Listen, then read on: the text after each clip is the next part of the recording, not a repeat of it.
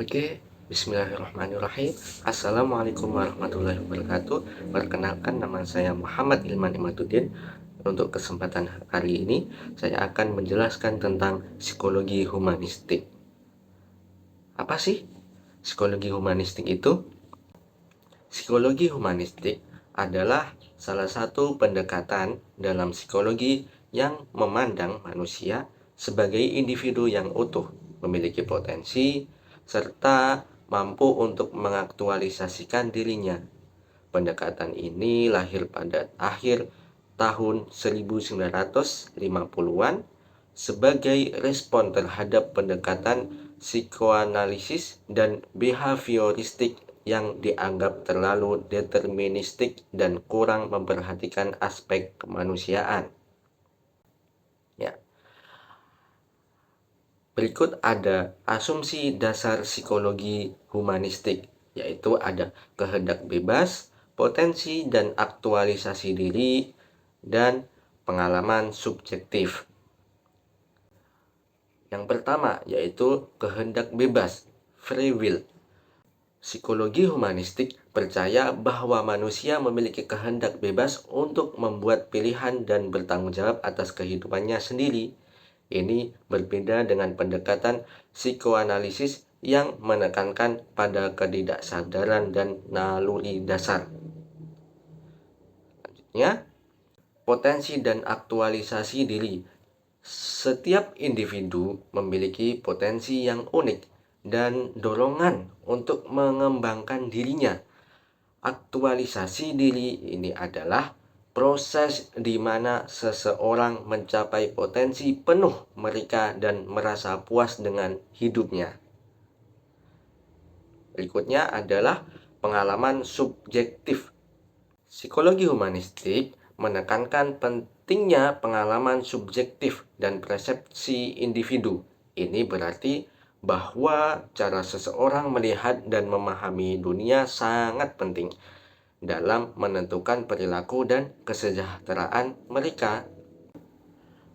Hadirnya psikologi humanistik tidak terlepas dari berbagai tokoh yang terus melakukan penelitian dan melakukan temuan untuk mengembangkan psikologi humanistik. Ada beberapa tokoh yang berpengaruh besar dalam pengembangan psikologi humanistik. Di antaranya adalah Carl Rogers dan Abraham Maslow. Abraham Maslow dikenal dengan teori hierarki kebutuhan yang menggambarkan bahwa manusia memiliki serangkaian kebutuhan yang harus dipenuhi, mulai dari kebutuhan dasar seperti makan dan tempat tinggal hingga kebutuhan tertinggi yaitu aktualisasi diri. Adapun Maslow membagi kebutuhan individu atas 5 kebutuhan. Di antaranya ada kebutuhan fisiologis, kebutuhan akan rasa aman, kebutuhan akan rasa memiliki dan kasih sayang, kebutuhan atas penghargaan, dan kebutuhan untuk dapat mengaktualisasikan diri. Untuk Carl Rogers itu mengembangkan teori terapi berpusat pada klien yang menekankan pentingnya lingkungan yang mendukung dan empatik untuk membantu individu mencapai potensi penuh mereka. Ia juga memperkenalkan konsep diri ideal dan diri nyata. Menurut Roger, seseorang yang sehat ialah seseorang yang mampu melakukan aktualisasi atas dirinya. Roger berpendapat masa lalu memang memberikan pengaruh pada masa sekarang.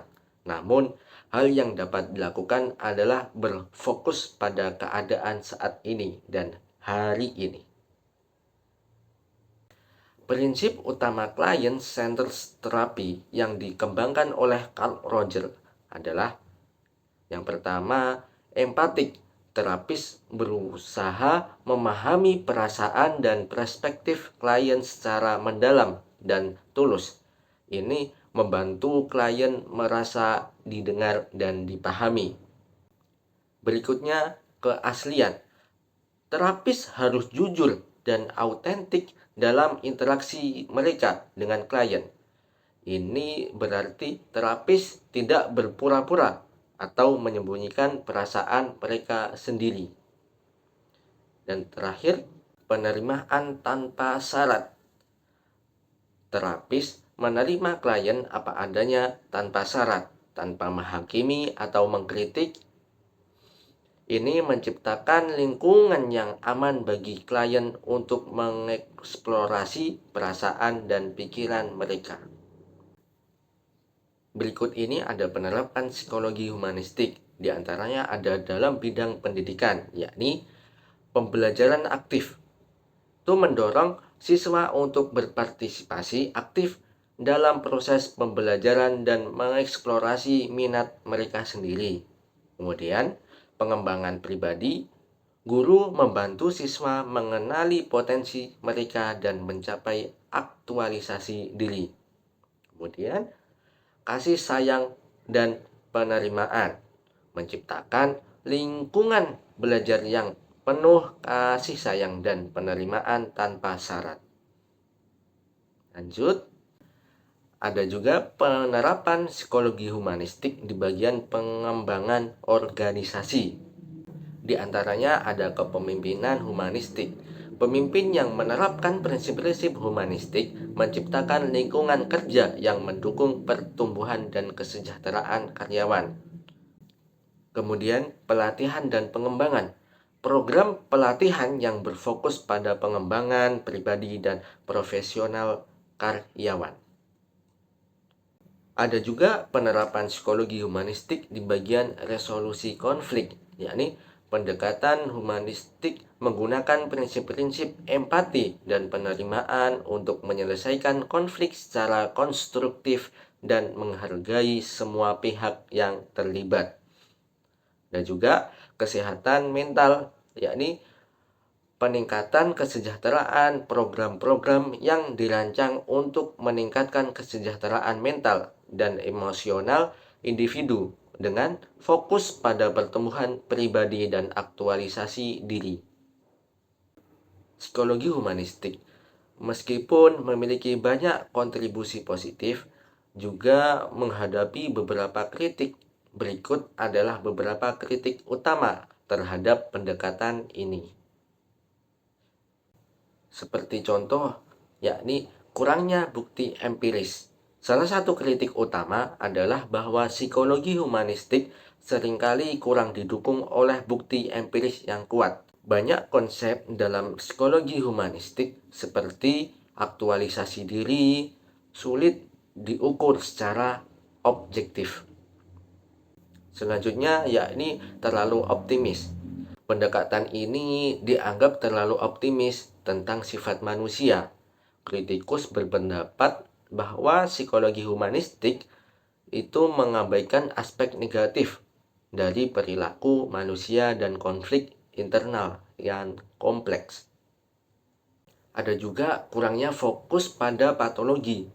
Psikologi humanistik lebih fokus pada potensi positif dan pertumbuhan pribadi, sehingga kurang memberikan perhatian pada gangguan mental dan psikologi yang memerlukan intervensi lebih mendalam.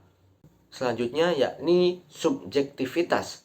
Pendekatan ini sangat menekankan pada pengalaman subjektif individu yang membuatnya sulit untuk diukur dan dianalisis secara ilmiah. Ini juga membuat generalisasi hasil penelitian menjadi sulit. Kurangnya struktur.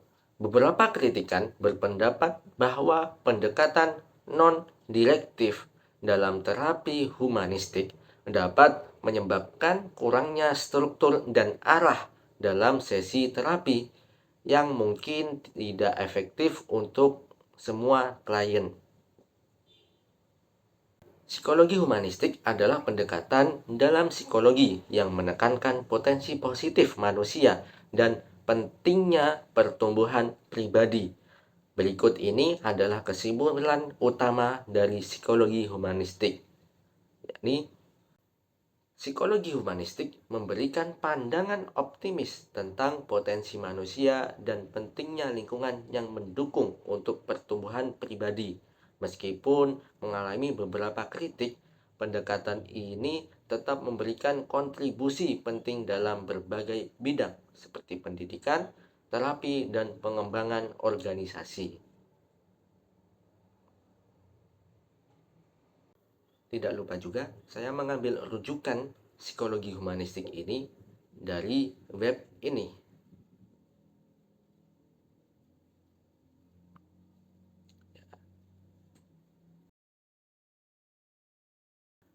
Baik, sekian dari saya. Kurang lebihnya saya minta maaf.